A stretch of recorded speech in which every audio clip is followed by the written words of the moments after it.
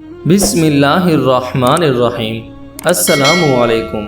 استغفار کی فضیلت۔ توبہ استغفار اللہ کے ہاں بہت ہی پسندیدہ اور شیطان کو تکلیف دینے والا عمل ہے، کیونکہ شیطان کی برسوں کی محنت ایک ہی لمحہ میں ضائع ہو جاتی ہے۔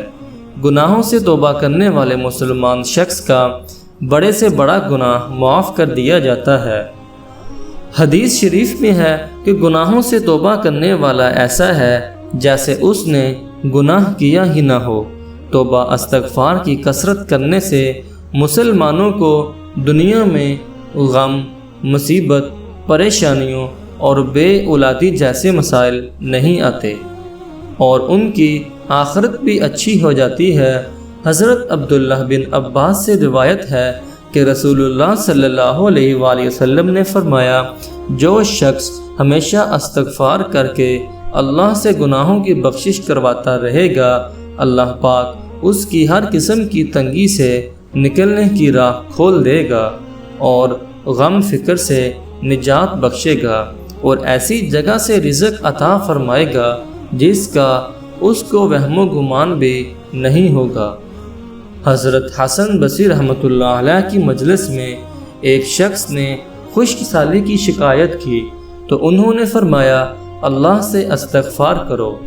ایک اور شخص نے تنگ دستی کی شکایت کی، انہوں نے فرمایا، استغفار کرو۔ تیسرے شخص نے کہا، میرے ہاں اولاد نہیں ہے، انہوں نے فرمایا، استغفار کرو۔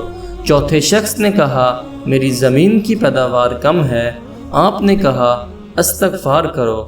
حضرت حسن بصری نے ہر ایک کو یہی جواب دیا۔ لوگوں نے پوچھا، یہ کیا معاملہ ہے؟ آپ نے سب لوگوں کو مختلف شکایتوں پر ایک ہی علاج بتایا ہے۔ جواب میں حضرت حسن بصری رحمۃ اللہ علیہ نے سورہ نور کی ایک آیت تلاوت فرمائی جس کا ترجمہ یہ ہے، میں نے کہا، اپنے رب سے معافی مانگو، وہ بڑا بخشنے والا ہے، برسائے گا وہ تم پر آسمان سے موسلادھار بارش اور تمہیں خوب پے در پہ مال اور اولاد میں ترقی دے گا اور تمہیں باغات دے گا اور تمہارے لیے نہریں نکالے گا۔ اللہ تعالیٰ نے ان آیات میں بتا دیا کہ کثرت سے استغفار کرو گے تو تمہیں دنیا میں نعمتیں مل جائیں گی اور آخرت میں بھی بخشش ہو جائے گی۔ اللہ تعالیٰ ہمیں سچے دل سے توبہ استغفار کرنے کی توفیق عطا فرمائے اور گناہوں سے بچنے کی توفیق عطا فرمائے۔ آمین۔